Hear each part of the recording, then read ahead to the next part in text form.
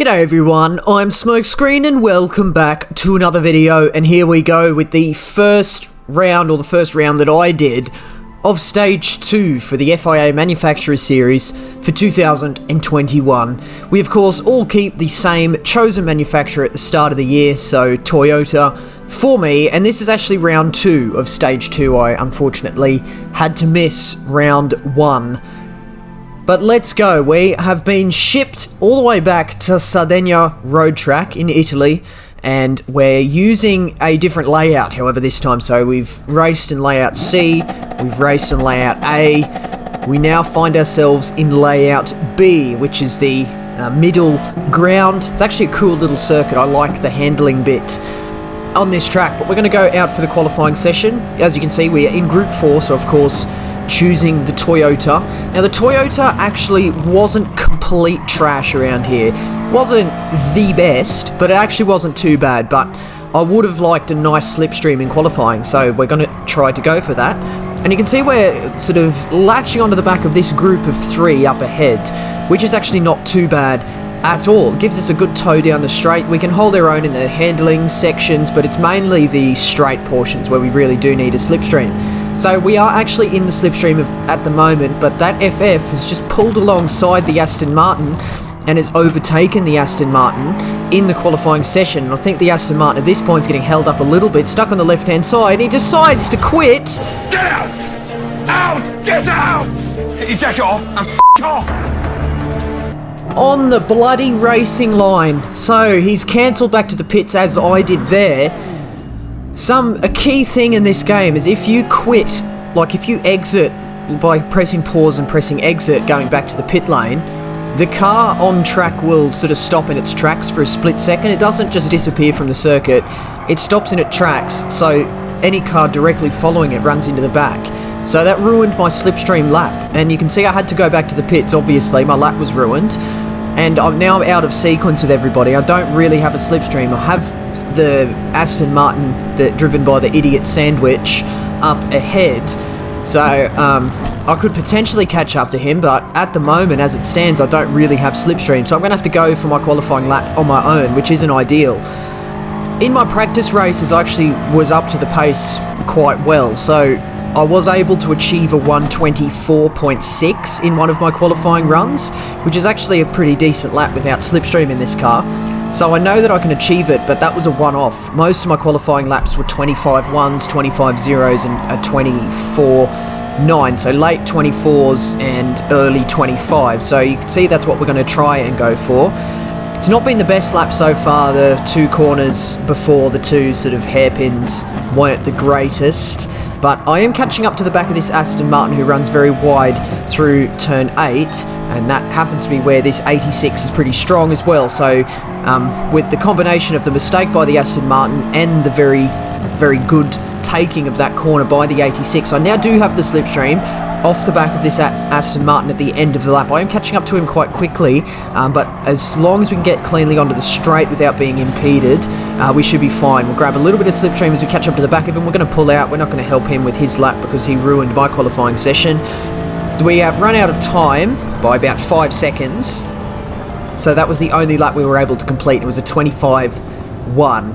We'll see where that puts us on the grid shortly, but we are in provisional 5th position. We're going to jump straight into it, but of course not before we watch the FIA Manufacturers Series introduction.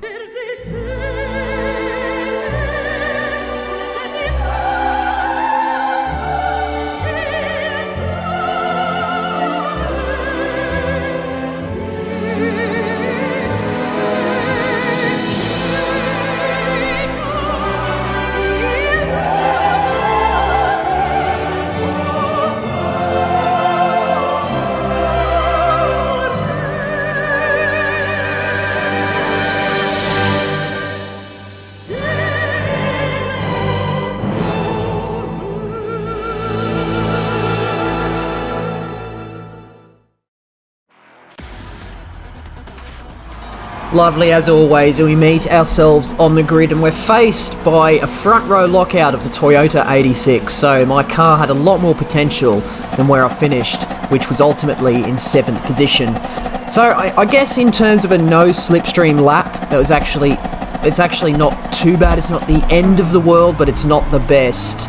So, I didn't actually check the number of points that we're fighting for in these positions, because I feel as though if I have the pressure of trying to achieve a position, I'll probably end up making more mistakes. So we don't see the amount of points until the end of the race.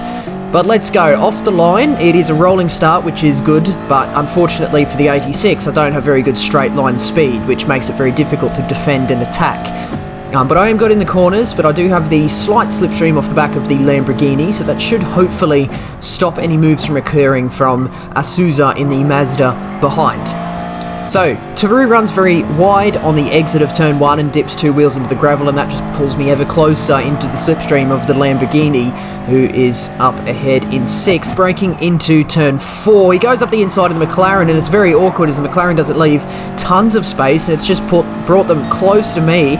Looking up the inside of turn 5 now, which is this banked right-hander, and we've just about gotten ahead of that Lamborghini, which I think is very good at this stage, because I can tell that Lamborghini wasn't really in the business of trying to work together with people, confirmed by the fact that he's trying to go for moves against this McLaren. But I have successfully gotten ahead of the Lamborghini, so that's hopefully maybe taught him that fighting for these positions early on really just leads you to start losing time and becoming susceptible to cars behind. A car's off on the outside, one of the Toyota 86s from the front row, so we're up into 5th at this stage, so we're trailing in just behind this McLaren, so we're going to get a very nice tow down the main straight, which should hopefully help us defend this position from the Lamborghini. Capicong runs very wide out of the final corner and over the top of the grass at turn 13, and it's just compromised his run down the straight. So after the first lap, we've gained 3 positions. We're all of a sudden looking at the podium. Up in 2nd position there is Rico, so I was fighting with him in a practice race, but we'll see if we can get through this turn 1 cleanly. The answer's no. The Lamborghini's behind has gone for a dive from very far back, and he had the most minute amount of overlap, and he's kind of levered me off the apex at turn 1, leaning on me through turn 3, but he does give me the room on the exit, to be fair to him. So that's a bit annoying, because we're now being drawn into this battle that we weren't really supposed to be a part of. So this Lamborghini went for the dive from a long way back, and I think we're going to have to look at the replay at the end to see whether that move was actually on, or whether that was a bit of a dodgy move, which I suspect it was. So I know I need to get past this Lamborghini, because he seems to want to fight with everybody, so I'm not really... My race is really hanging on the fact that I don't get stuck in battles, because I can run quite cleanly on my own. We get a very good run up through turn 8, and we're going to look up the inside at turn 9, give him a little bit of a taste of his own medicine going for this move here, which admittedly wasn't really on and not really a type of move I would go for, because I would probably classify it much closer in the dirty category than the clean category. But as far as I could see, that was really no worse than the move he did on me at turn 1, so I think we're even. He's lost a further position to Capicong behind, but I do at this stage want to begin to work together to try and catch up to these podium positions up ahead, which are just up the road. I'm only about just 1.2 seconds out of the slipstream range of the McLaren up ahead, and I know that I can keep pace with Rico, because I did battle with him in a practice race earlier in the day. So I know we can get up to Rico and be fighting for his position up in 2nd, which is very good in terms of this lobby. I'm car number 2, so I do want to be trying to vie for the top positions, but I think at this stage we are quite a well off the back of Rico. So I think at this stage, if I can sort of hang on to the podium and maybe clench a podium, that would probably be job done for me, but it will of course all depend on the number of points I bring home. Once again, looking to achieve my goal of 220 plus points, which I consider to be a successful round. Anything less than that I would probably consider going again. But let's see what we can do. Just trying to get through this 3rd lap pretty cleanly. We've managed to keep Capicong behind at bay, and we're going to be looking to do that continuously as this race progresses. But in terms of this race, so the strategy in this race, there's none. It's a sprint race, which is a bit boring, but it's all good. So the tyre multiplier is actually ×2 this time, which means that tyre wear is basically negligible pretty much. Unless you're in an FF, you probably struggle a little bit at the end, but they don't. The FFs don't drop off in pace like we've seen in past races. For example, at Laguna Seca, we saw the FFs drop off majorly towards the end of the race, so we were able to gain back the advantage that they had at the start of the race, but not here. The FFs are going to be strong in qualifying and pretty strong throughout the entire race, so it's a little bit of a disappointing revelation there, but thankfully any cars up ahead and cars immediately behind are not FF cars, so we shouldn't be particularly susceptible to any moves or overtakes by FFs in this particular race. However, it is a very big issue if you are trying to race one directly. We know the 86, it's actually not too bad at this circuit, but it still carries its disadvantages, so straight line speed and power on the straights makes it very difficult to get moves done, and makes it very difficult to defend your positions, because you can do all you can throughout the corners, which is a lot in this car to be fair, but if a power car behind still remains within about 7/10 by the beginning of a straight, they'll just gain all that time back on you, and that's what makes it so difficult in this car. But while we've been talking there, we actually have caught up to this McLaren quite quickly. So I think at this stage it's safe to say we are faster than the McLaren in this particular phase of the race. So we have managed to get ourselves in slipstreams through the final turn. It's actually 2 corners, isn't it? Turn 12 and 13. It's like an almost mini chicane on the exit to the main straight. But if you can carry a good average speed, a good minimum apex speed throughout that final little bit of a chicane there, this car can actually go very well down the straight. With the help of slipstream, we've gained an extra 1.5 tenths on that McLaren, which is actually a pretty good car in a straight line. So with slipstream off the back of the McLaren, plus a good exit out of the final corner, the car's not that bad down the straight, but you will still be susceptible to any moves behind. Any moves behind if they do have slipstream. In this particular instance, we are being followed by Subaru WRX, which is similar to the 86, a better handling car and pretty crap on the straight. So I don't have to worry too much about the Subaru behind, but if it was pretty much any other car, I would be absolutely bricking it at the prospect of being overtaken continuously. So I have found myself in a little bit of a lucky position in terms of the cars around me. Subaru WRX behind is not a real threat as long as I still have the slipstream, and I do have a McLaren up ahead, which is very good at carrying me down the straights. But all through this 5th lap here, we've gotten right up to the back of the McLaren, and from about 2 tenths behind, it is a shout to try and get a move done at turn 1. So we're going to be looking to do exactly that. Out of the final chicane, the McLaren gets it a little bit wrong, but we do manage to get the very good strong slipstream, so 2 tenths behind. Attempting to break that slipstream is the McLaren by weaving on the straight a little bit. We're going to be gaining, we're still 1.5 tenths to go, but if we can go for a little bit of a dive into the braking zone, which we do, we look up the inside, we hit the brakes nicely, and the McLaren just turns down on us a little bit there, but there's no further contact. I felt as though, you know, I think that's another incident we're going to have a look at in the replay after, but I felt as though I made my intentions very clear. I was well alongside when I went for the dive down the inside. I think the McLaren just kind of tried to turn down on me a little bit, but I think at this stage I have deemed myself not to be at fault for that move. I felt as though in the race the McLaren did turn down, so I did not sort of attempt to redress that position.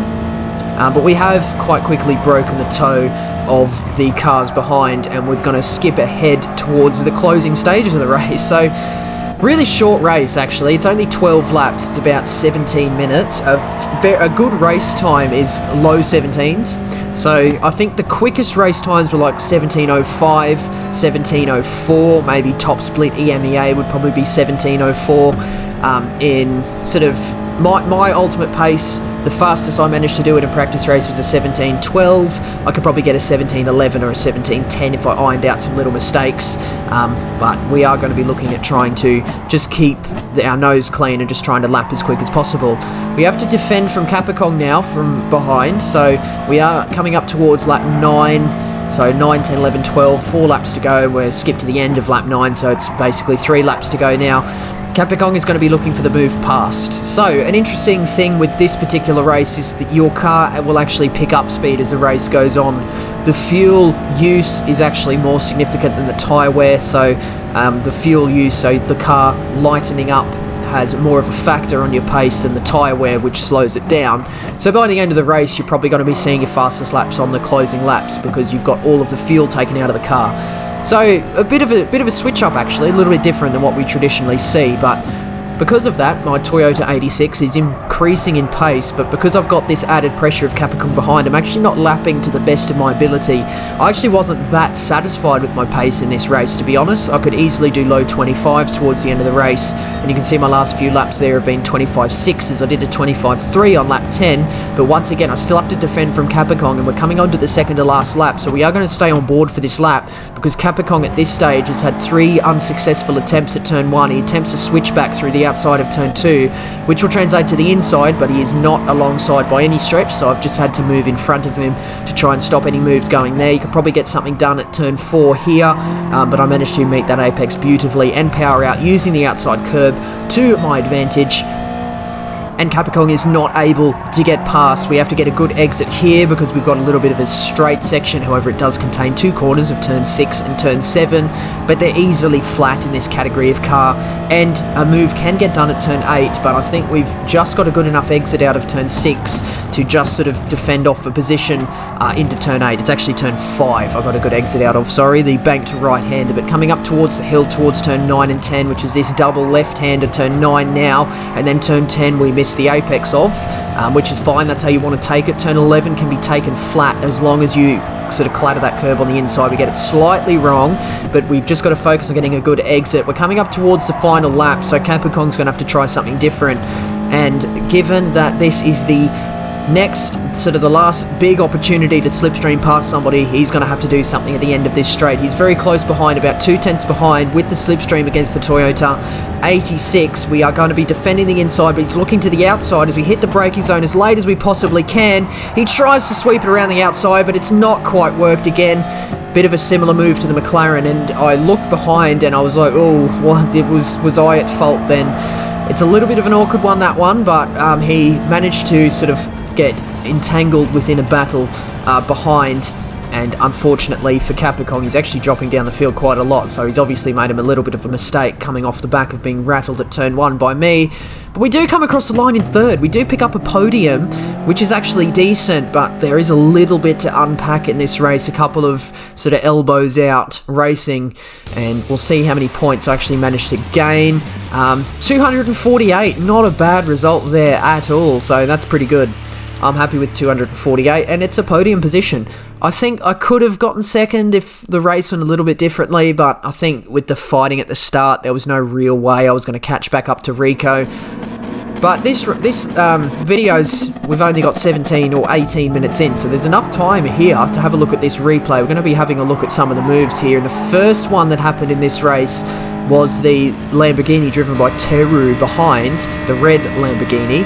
So he's very far back. Unfortunately, we don't have the time gaps, but he goes for that move, and you can see I'm just being pushed sort of on the apex, and he does lean on me a bit. We'll see his throttle here. He's definitely leaning on me now, but he does feather the throttle, so he does want to give me room on the exit. So, you know, that probably tells me the move at turn 1 probably wasn't purposeful. It was probably just, you know, it's weird to explain. I don't think he thought, oh yeah, I'm going to push you off the apex. He just sort of went for the move, and it kind of just happened by accident, I guess. But we'll have a look at this view. He's very far back. That's probably more than 2/10 back, and he's come into the braking zone, and I've tried to take my normal line, and he's just about got his nose alongside there. But the real question is, how far alongside was he?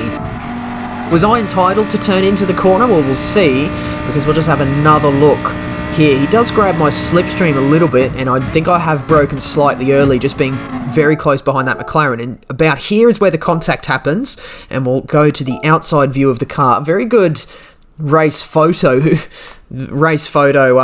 sort of system in this game. You can quite easily sort of float around a car, but if you have a look there, he's basically got the front splitter in line with my rear axle. It's really not far enough alongside for him to sort of go for that move, but he does give me racing room in wake of this little move here. But, you know, I think that move was probably not quite on, so I felt the same in the race, and I actually think I did return the serve a bit later in the lap, which we'll skip ahead now. But yeah, you have a look there. He's not halfway alongside, but he's just sort of pushing me off the apex. You might see the wheel inside my car going absolutely insane. That was actual footage of me, IRL, when I was doing this.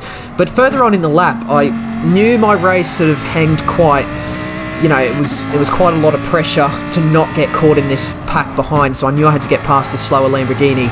And given the fact that he did a very strong move at me at turn 1, I kind of returned the serve in a similar fashion. I definitely don't feel as though that move was any worse than what he did to me, but I think we are just about even at this stage. We'll have a look here. He does go back to the outside, and I do dive up the inside, and there is contact at the apex between us. I give him the curb on the exit, and he unfortunately loses a further position to Capicong, but we make contact here. In fact, I'll just go back and we'll just have another go, just so it's really fair. We'll pause it right as the contact happens and see how far alongside I was, to see if it was any better or any worse than what he did to me at turn 1. Bang, contact there, so we'll just go to the walk mode and have a look.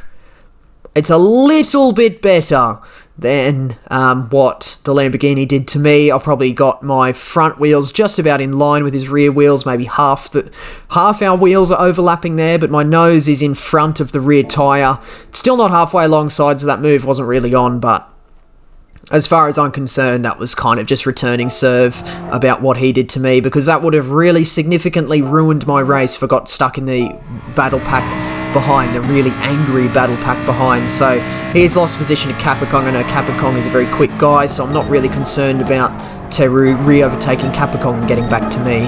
And that's exactly what didn't happen, because yeah, you can see we caught up to this McLaren. We go for this move, and this is where I felt as though he turned down on me. He's come from very wide and turned into the corner, and we've made contact on the apex, or on the entry portion. If we have a look at walk mode there, I think I was completely fine there. I'm more than halfway alongside. There is more of the McLaren overlapping with the Toyota than there is the McLaren not overlapping. And I felt as though also coming up towards the move, I made my intentions clear. I had strong slipstream. I kept it to the inside. He had plenty of room on the outside. I understand he's trying to defend his position, and that's fine. I'm not mad, but, you know, I'm just confirming that I wasn't sort of dive-bombing him. I guess I technically was, but, you know, once again, intentions made clear, and I was more than halfway alongside. I think that move was fine. Yeah, I definitely feel the McLaren does turn down on me, so, you know, really, I've got no real issues with that particular move there. I think that was fine. So, unfortunately, the McLaren actually does lose a further position to Capicong. A little bit of contact through turn 3, and the McLaren does fall in behind, down in 5th. He looks for the move at turn 4, but it's not really on. We've got another incident to look at. So you remember at the end of the race when Capicong was trying to attack me, I'm defending from Capicong on the final lap. He did try and hang it around the outside of turn 1. Once again, we're going to have a look and see if I was in the wrong at all. So this is the incident here. I did brake slightly early, to be fair, and Capicong tries to hang it around the outside. If you do remember, he's had 3 failed attempts at this move, so I understand he's had to try something different, and he's tried running deep and around the outside of the corner, but it's not quite come off. But once again, there was some contact. It doesn't look like there is because there was a little bit of lag, but we did make contact just there as Capicong has tried to turn in. So we'll have a look and see how far alongside I was when the contact exactly did occur. So yeah, once again, contact at the apex, and we've actually got the very good sideways view in this replay angle. We'll have a look here. Look at this action shot there. So I do brake slightly earlier than Capicong, to be fair. But once again, yeah, he's hanging around the outside doesn't usually work in some cases, but we've got the outside angle now. This is kind of a very pivotal move, which is why I've got all the angles for you. But there we go, the contact's there. It doesn't look like there is, but there's lag between us, but we'll have a look at see how far alongside I was. Man, that's marginal, isn't it? I'm pretty much the very outer, further frontmost point of my car, where it sort of points, is just about dead in line with his B-pillar. So I would say, in some racing categories, that would be deemed fine, like supercars is halfway alongside, but other categories may have different views upon that. But once again, I think it's down to looking at the circumstances of the move. I'm the defending car, Capicong's the attacking car, and he's trying to look around the outside. He's had 3 failed attempts, so I think he's fine trying something different.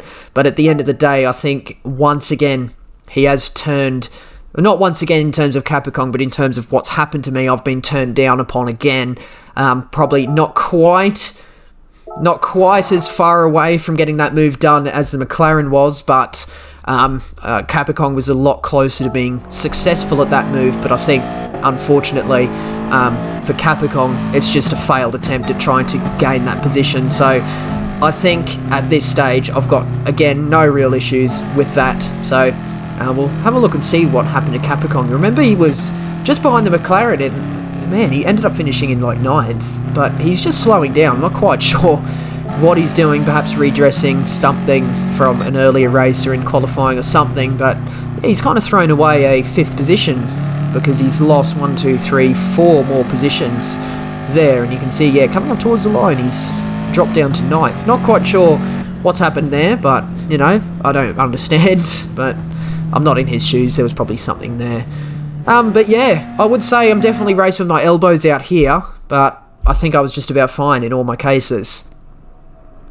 Just while we've got the replay up, we'll have a look at the quick pace of the leaders. So Rico has got a 24, intertwined with 25s. The leader, driven also with an 86, has got a load of 24s intertwined with 25s. So I'm not quite sure I could have won this race because that sort of low 25s, late 24s all throughout the race. You can see lap 5, you got a 24.9, did the leader. So I'm not quite sure I was able to match that pace. So I think the best I could have gotten in this particular race was 2nd, and I think I could have done it, but I unfortunately got stuck in a little bit of battling at the start, and that just put me off the back of Rico. If I had the slipstream of Rico, I probably could have got the 2nd position, but I think as soon as Rico broke the slipstream, I don't think I quite had the pace to reach back towards where Rico was. But the fastest lap of the race was a 25.7 by the leader, and we'll just have a look. I have talked through the first portion of the lap, but he set it on the final lap, and we'll just have a quick look and see how polished this lap really is. It's been a good opening sector so far. He was almost a 10th up on his previous fastest lap for 24.9. That's very quick pace set so far on this lap by the leader, but we'll see how he tackles turn 8. He turns in quite late and tries to get a straight exit as possible in 2nd gear to get the power down up the hill. It's actually quite a steep hill, so you do want to get a good exit, and then he gets a good load of rotation at turn 9. You can clatter the turn 9 curb to get a good amount of rotation. Turn 11 is still flat at this closing stages of the race, so not bad at all. We'll see his minimum apex speed at the final corner. I think it just dipped to 147 kilometers an hour, and by the end of the curb out of the final corner it was about 167. So he's gotten a very good final turn, and he's going to be gaining time up the straight, I'm assuming, coming across the line with a 124.7. So very quick lap set by the leader there, really setting the pace and putting the rest of the field to shame. But in terms of my race, I think that was definitely an elbows out race, but in terms of what needed to occur for me to try and get my good position, I think I did need to sort of race close to the limits of what is allowed, you know, just because it's so hard to attack and defend in the 86. It's very good when it's on its own, just setting clean laps, but in a race situation against a faster car down a straight, it's very difficult to keep position. But I think I just about managed to do that. I was halfway alongside the McLaren, just about halfway alongside Capicom, but we did have that little bit of a ding-dong battle with the Lamborghini at the start. But I think by the end of the battling, we were 1 all in terms of who came out on top. But at the end of the day, it's been a podium with 248 points. I think I'm happy with that. I probably could have gotten a little bit more. I could have got 2nd in that race, but I don't think there was any hope for 1st, so I didn't really feel as though it was worthwhile for me to go again and risk losing the 248 points, which at the end of the day, I'm happy with. So that's going to finish up this video today, so do hit the like button if you enjoyed, and do subscribe if you'd like to see more videos from me. Do leave a comment as well. Questions, comments, and constructive criticism, as always, very much appreciated. But that's going to be the end of this one today, and that means that is it from me. So once again, I do thank you very much for watching. See you later.